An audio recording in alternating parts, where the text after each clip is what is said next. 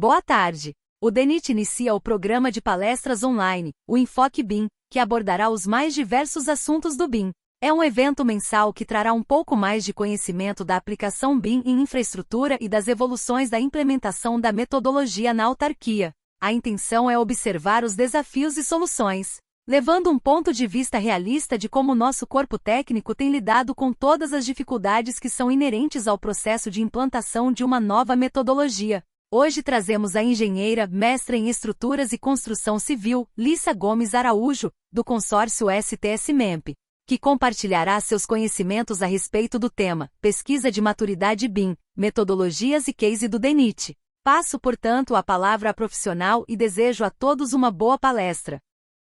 Boa tarde a todos, eu me chamo Lissa, eu sou engenheira civil, formada em 2016 pela Universidade Federal do Piauí. Também tenho mestrado pela Universidade de Brasília em Estruturas e Construção Civil e atualmente faço parte do corpo técnico que assessora o Núcleo BIM do DENIT. Primeiramente, eu queria agradecer o espaço e a oportunidade, de estar aqui conversando com vocês sobre BIM e eu espero contribuir com o conhecimento de todos que estão aqui. Muito obrigada. Bom, o assunto de hoje, então, é Maturidade BIM e a pesquisa de maturidade do DENIT. Eu tive a oportunidade de participar da aplicação da pesquisa de maturidade do DENIT em 2024. Aprendi a metodologia que é aplicada aqui no DENIT para essa análise e eu acredito que essa análise tem muitos insights e possibilidade de lições aprendidas não só para o órgão, mas também para as outras entidades que trabalham com BIM. Então, eu acho esse estudo de caso muito interessante e queria trazer um pouquinho dele aqui para vocês.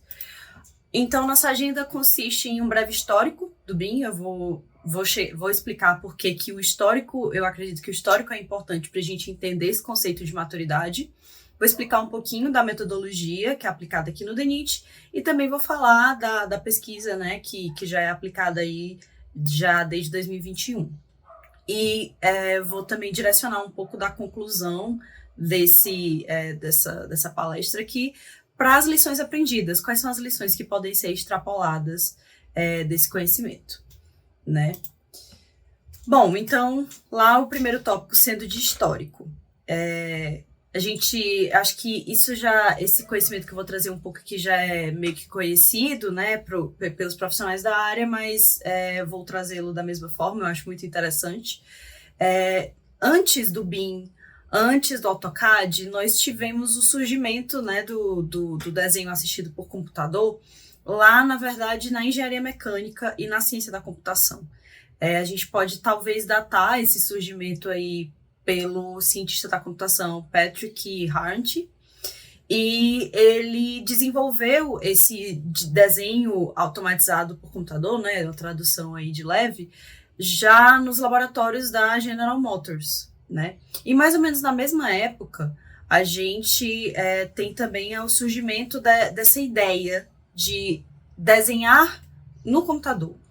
Mas por que ainda era uma ideia? Porque a gente está falando de um contexto de surgimento desse conceito 10 anos antes do primeiro microprocessador lançado pela Intel.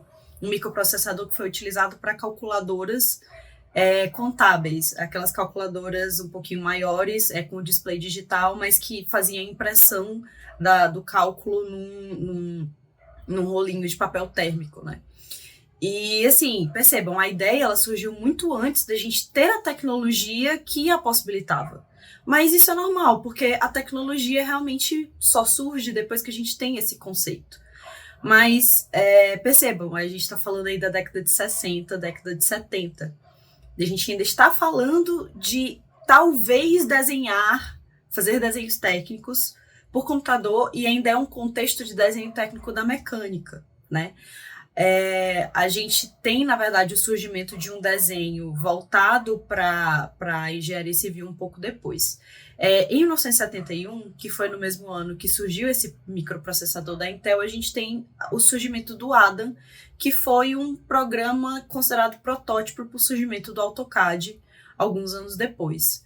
E mais ou menos também na década de 70, a gente tem uma das primeiras publicações do Eastman falando do desenho de arquitetura, né? E a gente está falando, de novo, de uma época que a gente ainda não tem tecnologia para isso, mas a gente já tinha visto surgir na indústria essa necessidade de automatizar, de automar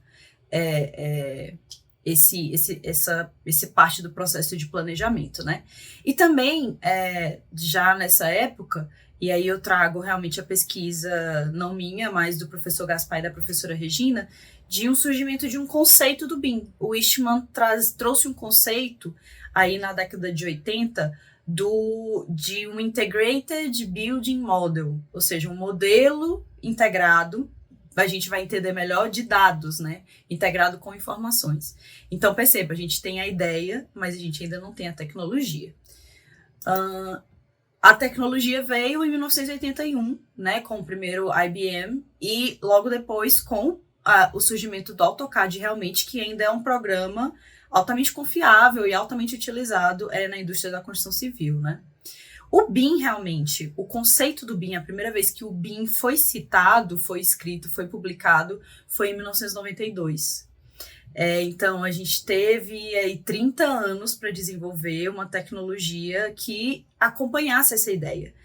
E perceba, a tecnologia que saísse das indústrias para as casas das pessoas, né? Porque a gente sabe que o computador, ele era uma realidade, assim, de indústrias, muito caro, muito exigente em termos de manutenção, mas depois de muito tempo percebeu-se que seria muito útil trazê-lo para as casas das pessoas no formato portátil, né? E hoje em dia a gente tem uma sociedade altamente digitalizada.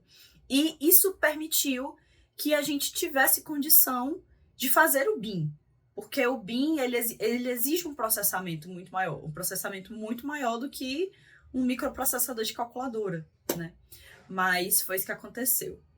E 10 anos depois que o conceito do BIM foi realmente criado, estruturado, talvez um pouco mais próximo do que a gente vê hoje em dia, a gente teve aí o surgimento do arcabouço técnico que embasou o BIM, né? Primeiro acredito que talvez seja até uma concordância dos profissionais, mas com a primeira grande referência do BIM em termos de conhecimento, que foi o BIM Handbook do Eastman.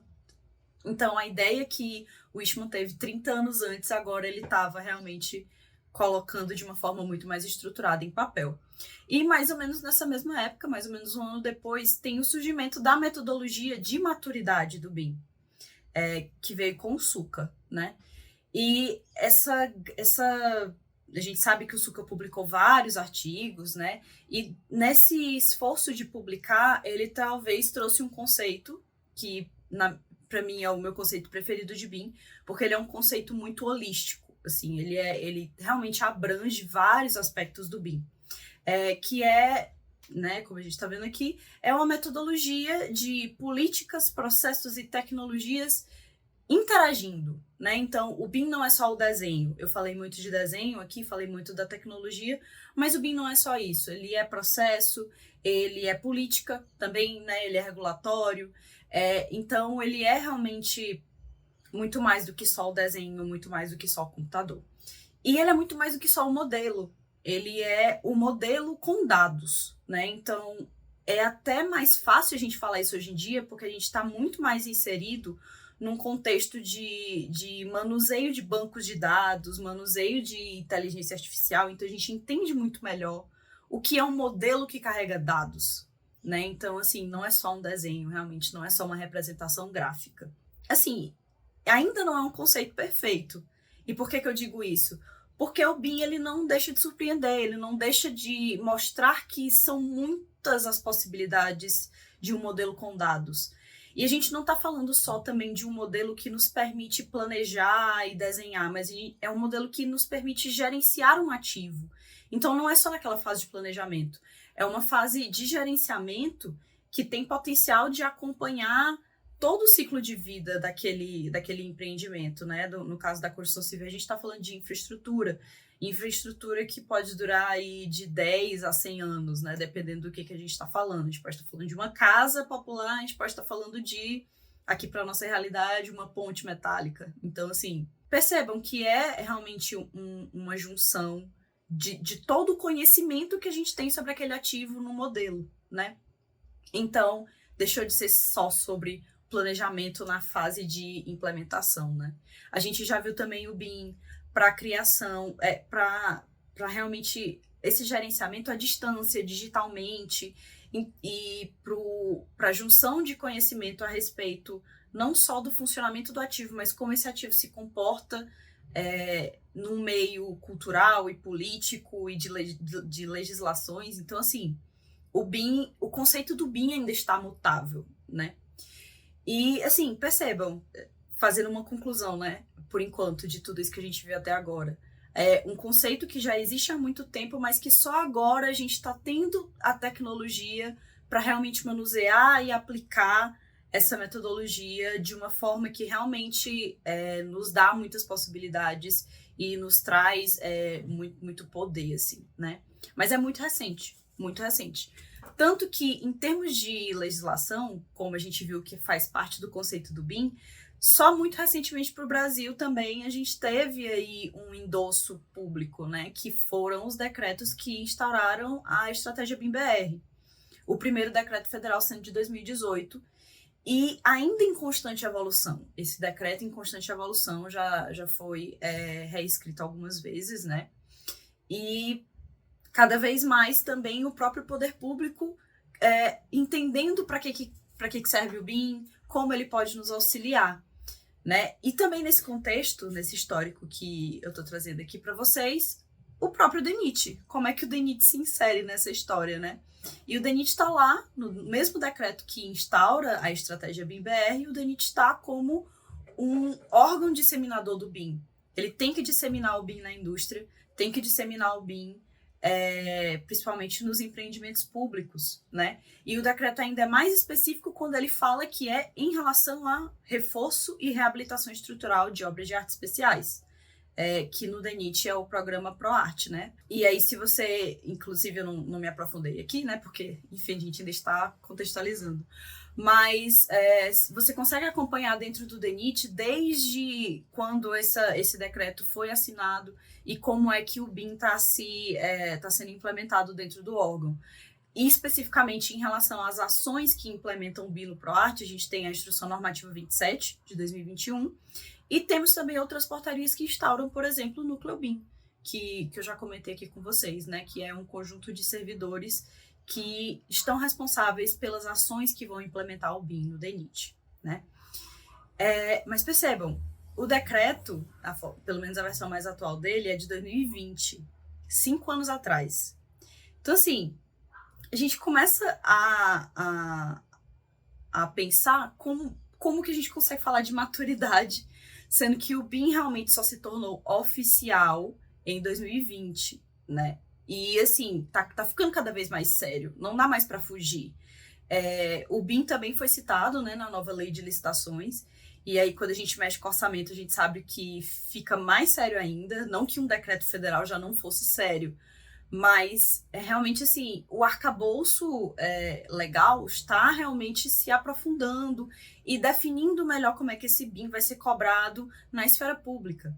O BIM já existe há muito mais tempo, a gente viu ali pelo histórico, mas a nível público, o que já dá a entender que a gente tem uma maturidade, o entendimento de que o BIM realmente é um instrumento, só há 5 anos atrás. Então, onde que eu queria chegar com tudo isso, né?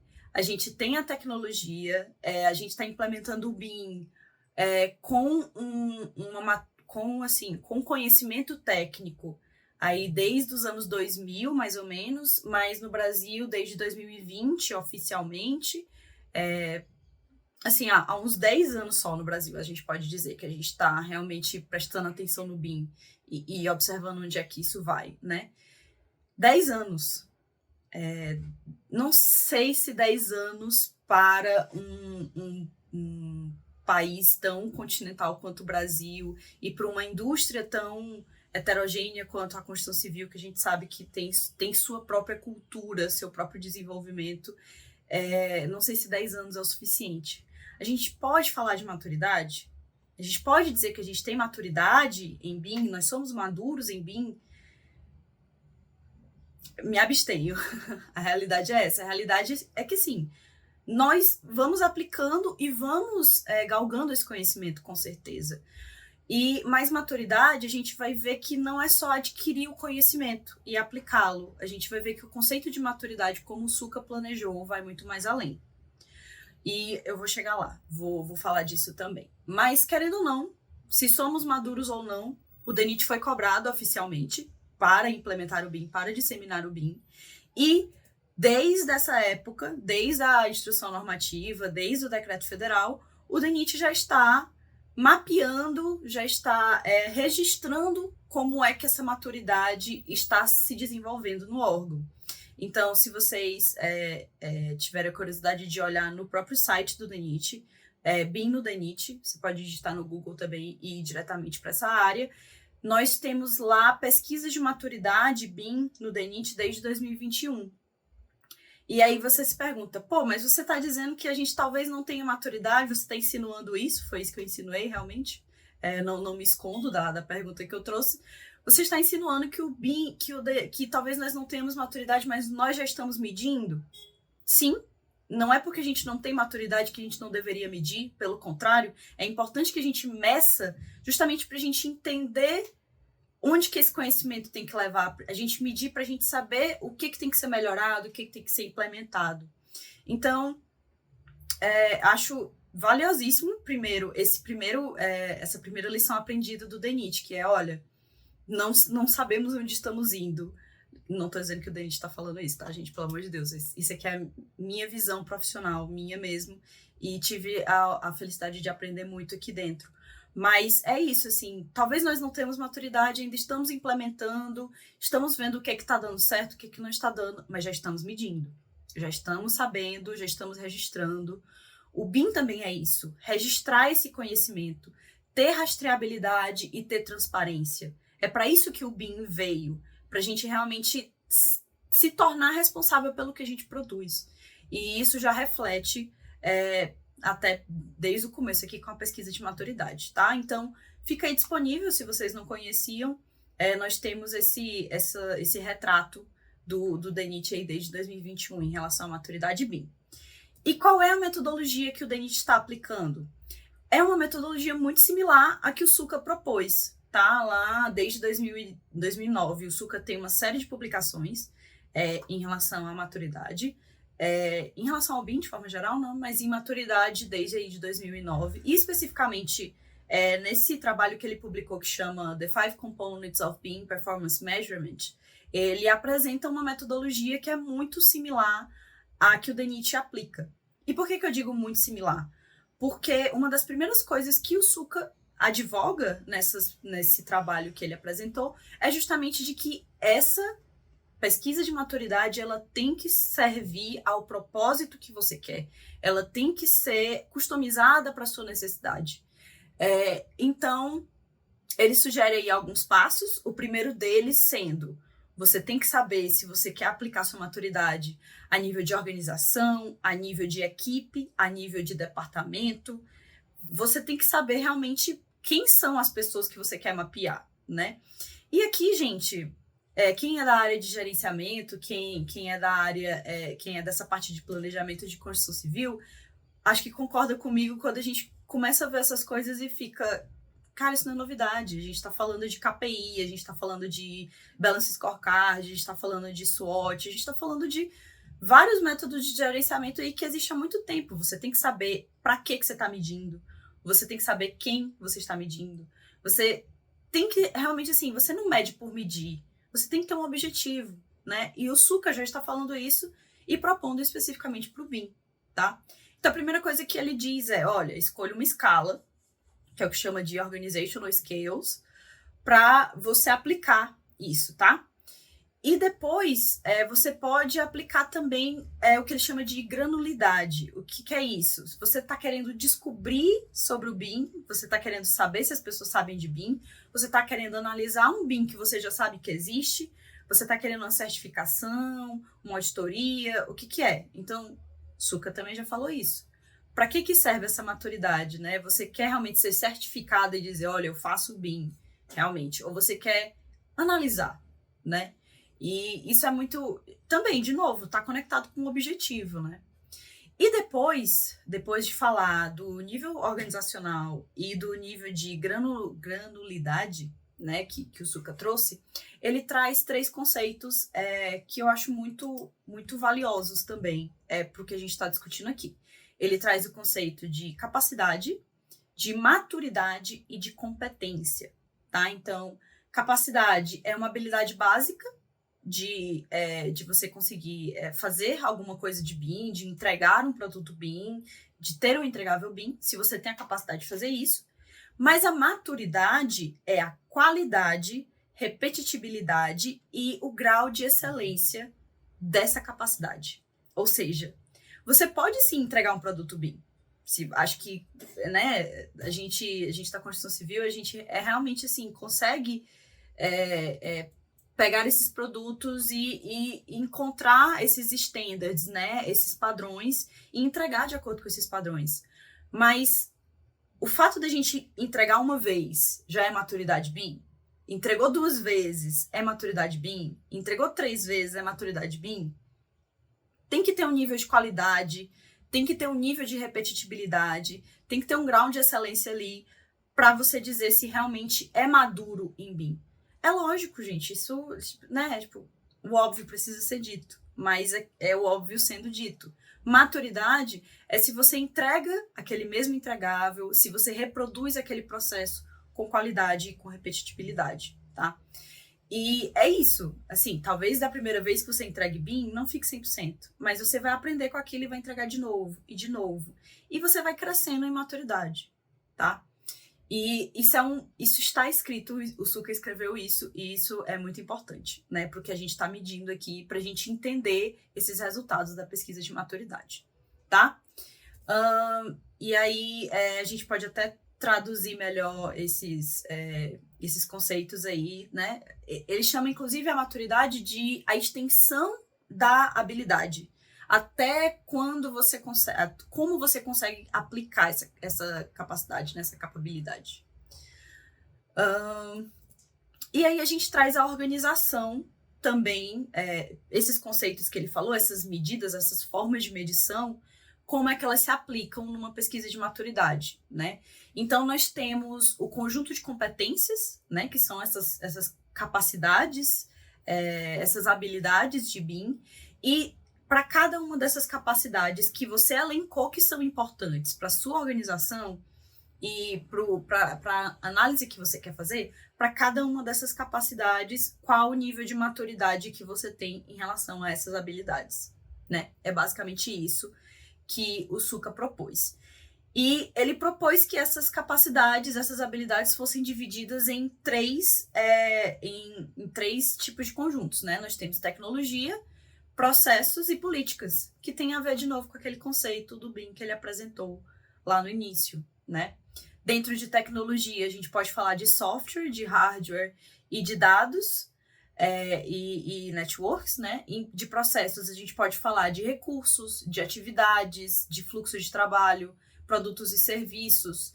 Então, existem as áreas, né? E dentro dessas áreas, as capacidades que você quer mapear.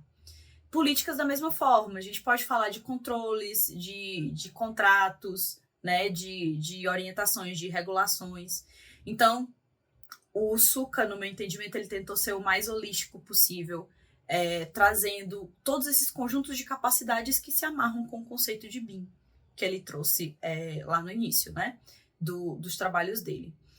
E ele também fala que existem estágios do BIM. Eu acho que é um conceito muito interessante também. Então, nós temos um estágio do BIM em que nós temos um modelo que é orientado para objetos, e aí quando a gente fala de BIM, talvez isso faça mais sentido, porque a gente sabe que o objeto no BIM vai ser aquela unidade mínima que vai ter geometria e informação, né? Às vezes só geometria, às vezes só informação. Quando a gente está nesse estágio de orientado só para o modelo e só para um modelo baseado em objetos, a gente está no primeiro estágio. Mas quando a gente sabe que esse modelo ele funciona como um ponto comum de uma colaboração de equipes, a gente já está no estágio 2, que ele chama, né? E quando a gente sabe que essa colaboração, na verdade, contribui para um networking, né, para uma junção de diferentes órgãos e pessoas, a gente já está no estágio 3 do BIM. Então a gente percebe que o Suca mapeou realmente quão mais abrangente o BIM, quão mais útil vai ser esse modelo, esses dados, esses projetos dentro desse conceito aí de aplicação da metodologia do BIM. E de novo, trazendo assim para uma coisa que eu sinalizei no slide anterior, mas talvez tenha pulado. O BIM ele não é só o desenho. O BIM é desenho e dado. E o BIM não é só desenho e dado, ele é política, processo e tecnologia. Então, realmente, o quanto esse modelo pode ser centralizador de todo um gerenciamento do ativo, que a gente sabe que reúne várias equipes, que reúne vários conhecimentos, que reúne várias áreas, né? Não só da engenharia civil, inclusive, do administrativo e do gerencial, assim, de diversas formas, né? E tudo isso, gente, todos esses conceitos, a gente consegue enxergar na própria pesquisa de maturidade do DENIT. Então, por exemplo, esse é o resultado da pesquisa de 2021 e a gente vê as mesmas áreas que eu acabei de citar. Tecnologia, processos e políticas, estágio, escala da organização, né, que é as escalas de organização que eu comentei com vocês lá no início, e os graus de maturidade, né? Então, eu tenho aqui a capacidade e eu tenho aqui os graus de maturidade para essas capacidades nessas áreas de tecnologia, processos e políticas. Naturalmente, como eu trouxe aqui, o primeiro ano de maturidade da pesquisa de maturidade do DENIT, um ano depois da implementação do decreto, a gente está vendo aqui que é um estágio inicial definido entre baixa e média maturidade ali para o DENIT, né? Outro detalhe que a gente pode perceber também é que, além desse quadro, né, na pesquisa de maturidade de 2021, a gente também tem um índice criado pelo próprio DENIT, que foi a maturidade geral, que eles trouxeram algumas medições mais específicas sobre os conceitos de a implementação do BIM e recursos e terminologias. Ah, meu Deus, o DENIT está fugindo da metodologia do Suca. Tudo bem, o próprio Suca falou que tudo bem. Então, realmente, customizar para as necessidades do órgão, não tem problema nenhum. Inclusive, encorajadíssimo e, de novo, trazendo medições, né? Tipo, nós estamos medindo, nós estamos realmente preocupados com esses números, tá? E aí a gente vê que, por exemplo, os conceitos do BIM, existiu ali 5 definições de BIM e a pessoa colocou, o respondente colocou ali o conceito que ele achava que mais ou menos condizia com o BIM, né? E aí a gente vê que quanto mais perto a pessoa chegava desse conceito realmente holístico do BIM, maior seria a maturidade. O BIM ele não é só o desenho, de novo, ele não é só a modelagem, não é só o software. Ele é todo um gerenciamento, toda uma colaboração, tá? Implementação da mesma forma. Foi medido se os respondentes reconheciam as iniciativas de implementação do BIM no DENIT. E aqui a gente pode ver não só a medição em relação a isso, mas a gente pode ver também a implementação do BIM no DENIT lá no próprio site. A gente vê que tem vários documentos, a gente vê que tem, inclusive, caderno de requisitos técnicos. Então, existe aí um processo de implementação, sim, né, realmente. Parcial ou totalmente, quais são as iniciativas, isso está sendo medido também na pesquisa de maturidade. Se os próprios respondentes do DENIT conhecem que o órgão está tendo esse esforço, né? E aí também algum conhecimento de recursos e terminologias. Então, se esses respondentes são familiarizados a nível técnico, realmente, né, com esses conceitos. A pesquisa de maturidade do DENIT ela é aplicada para todo o órgão, em todas as sedes regionais, não só no DENIT sede, né, mas em todas as superintendências regionais, e tanto colaboradores quanto servidores podem responder, né? Isso é muito interessante de se falar, talvez alguns de vocês que estejam aqui assistindo talvez não saibam disso, mas todo mundo que está no DENIT pode e deve responder à pesquisa de maturidade. Talvez você está dentro do DENIT e veja aquela pesquisa e diga, isso não é para mim, eu não trabalho com BIM. Mas a gente realmente quer medir essas pessoas que não trabalham com BIM, mas serão impactadas futuramente por essa metodologia. Elas têm esse conhecimento? Qual o nível desse conhecimento, né? Então, a pesquisa de maturidade do DENIT é para todas as pessoas que estão dentro do DENIT, né? E a gente tem aí um número de respondentes que realmente nos diz se eles estão se sentindo representados pela pesquisa ou não, né? E aí a gente percebe que essa pesquisa de maturidade do DENIT, ela é bem abrangente, desde a aplicação, né, aplicada para o Brasil inteiro, como para todos os setores, né, não só para o ProArt, não só para o desenvolvimento de projetos, mas para análise de projetos também, né? Então, o DENIT, ele não só elabora projetos, ele recebe projetos também, e a gente precisa realmente saber se essas pessoas, tanto que recebem quanto as que analisam, quanto que estão ali no administrativo de uma contratação, elas estão sabendo, né? E isso é corajoso da parte do DENIT, porque eles realmente querem que o BIM seja abrangente aqui dentro, e a pesquisa reflete isso, né? E até, assim, do ponto de vista, até mostrando para a sociedade, devolvendo para a sociedade isso, porque muitas das vezes a gente tem empresas privadas contratadas pelo DENIT, né, são as empresas licitantes, e elas precisam saber que o DENIT está cobrando projetos em BIM. A pesquisa de maturidade talvez reflita um pouco disso, né, dessa abrangência e tudo mais.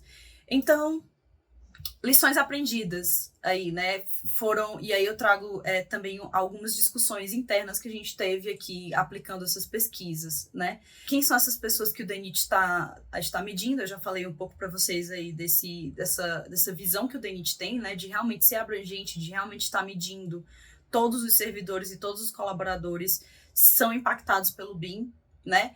Isso vai conduzir a que tipo de melhorias? Melhorias tecnológicas, melhorias processuais.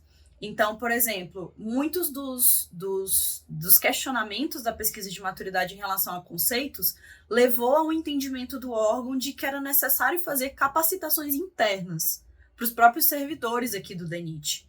Então, em anos seguintes, nós tivemos capacitações, né, aulas realmente, e iniciativas de disseminação do BIM, como o próprio Enfoque, que levaram a uma conscientização das pessoas que estão aqui dentro do órgão para que a maturidade do BIM, a maturidade BIM do DENIT crescesse. Então, essa pesquisa foi muito valiosa nesse sentido, porque ela trouxe esse entendimento de que, maturidade está baixa, vamos trazer capacitações internas, vamos capacitar os nossos servidores e colaboradores para eles entenderem do BIM, né? Para que a gente tenha um aumento desse número, não é só um número passivo, ele gera ações dentro do órgão, né?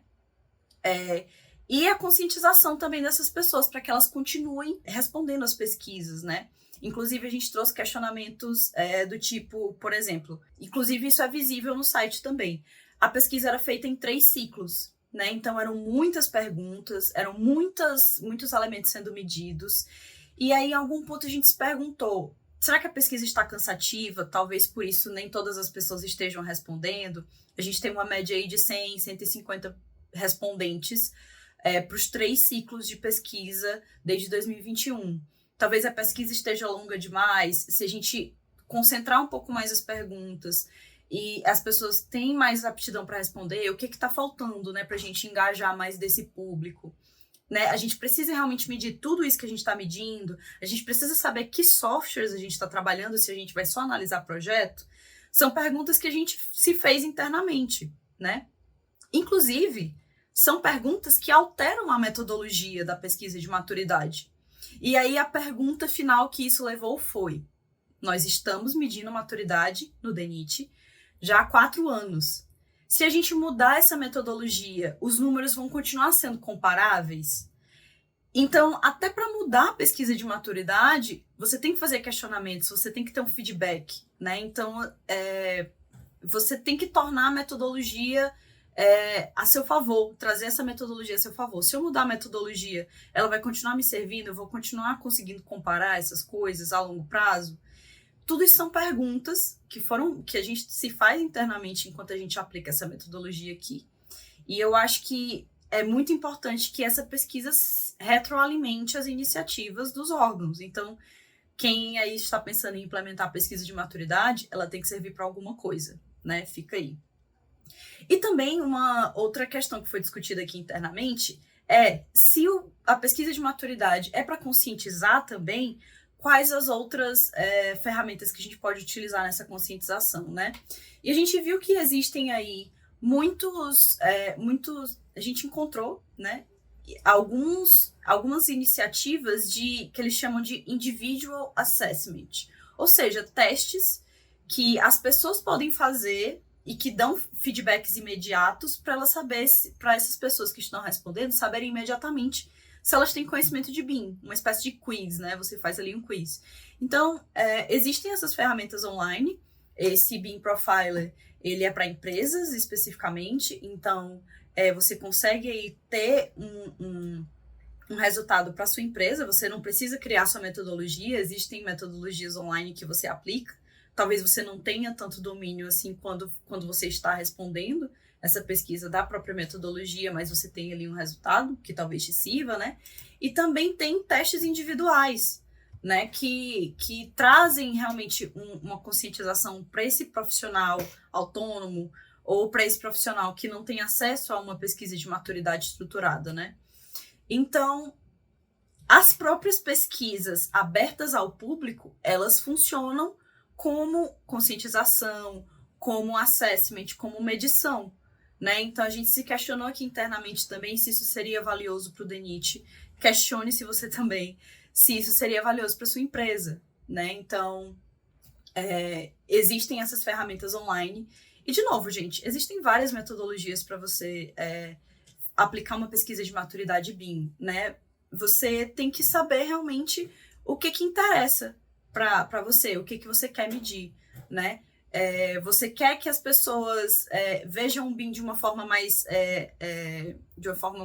acessível? Talvez fazer um teste desses. Se você quer um BIM mais abrangente, você aplica para a organização inteira. Se você quer um BIM mais técnico, você aplica só para aquela equipe que faz projetos, né? Então, realmente customizável para a sua realidade e para medir algo que você realmente queira que se torne uma ação dentro da sua empresa, né, da sua organização. Bom, e aí me encaminhando para as conclusões, retomando também um pouco dos conceitos que eu trouxe aqui para vocês. Temos maturidade BIM no Brasil, temos maturidade com uma metodologia que surgiu faz menos de 30 anos e que tem tecnologia há menos de 20 anos e que tem legislação há menos de 5? Ainda não. Eu acredito, minha opinião, aliás, muitas das coisas aqui que eu falei, minha opinião, tá? Não falo pelo DENIT, não falo pela empresa que me contratou, falo por mim. Eu acredito que a gente ainda está construindo essa maturidade do BIM, certo? No Brasil, que a gente ainda, da mesma forma que o BIM dá um mundo de possibilidades, a gente tem que saber qual a possibilidade que se aplica à nossa realidade. E isso vem de uma maturidade. O BIM não é a solução para tudo, né? Então, a gente tem que saber realmente quando aplicá-lo. Isso é uma maturidade, realmente, ser adquirido. Mas não é por isso, não é porque a gente talvez não tenha maturidade que a gente não deva começar a medir essa maturidade. Isso é muito valioso, é um conhecimento de que realmente, por mais que a maturidade nos primeiros anos ali seja baixa, que a gente vai medir um número que talvez não seja o número que a gente queria, ele precisa ser medido para que a gente realmente aprenda e venha a maturidade desse aprendizado, né? E, em resumo, objetivos claros, ter controle da metodologia que você está aplicando, se é isso que você quer, e que esses resultados tragam ações concretas, né, para sua empresa, para sua organização. E isso realmente que isso sirva de benchmarking para quem interessar possa, que seja atingido aí pela metodologia do DENIT, né? Deixo aqui algumas das fontes que eu utilizei. Muito obrigada pelo espaço novamente. Fico à disposição nas redes sociais e até aqui no próprio vídeo para tirar dúvidas. Muito obrigada e até a próxima. Esse foi mais um Enfoque BIM DENIT. Agradecemos a atenção de todos. Ressaltamos que temos nosso e-mail para formalizar dúvidas e trocar conhecimentos. que é o bim@denit.gov.br, e também por meio do nosso portal BIM no DENIT. Basta buscar em nosso site por Diretoria de Planejamento e posteriormente BIM no DENIT. Lá você encontra todas as nossas notícias e conteúdos a respeito de BIM que têm sido difundidos por nossa equipe. Tenham todos uma boa tarde.